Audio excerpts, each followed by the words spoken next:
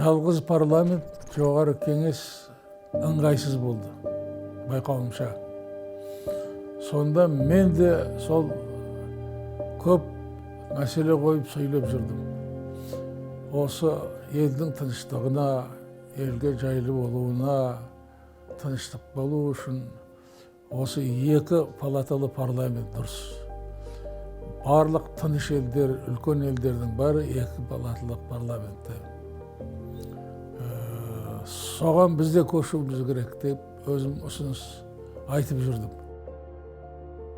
Сол ұсыныс көбінше ел қолдай бастады. Сол дұрыс шығарды. Өйткені менің байқауымда бір палата парламенті бар елдер бұлай тайғанақ біздің үстінде сияқты ұстамды орында тұрмайды екен.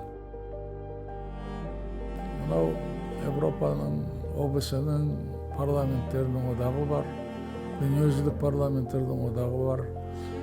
Соған мені мынау орталықтан Ресейдің ұсынысымен мені сол жерлерге өкілдікке сайлады. Сіз жүргізіңіз, сіз өкілдікті, сіз атқарыңыз деп. Соларды атқардық, сонымен үнемі сөйлеп, мәселелерді қойып, сөйтіп жүрдік. Парламенттердің одағының бір жиынын өткіздік Алматыда.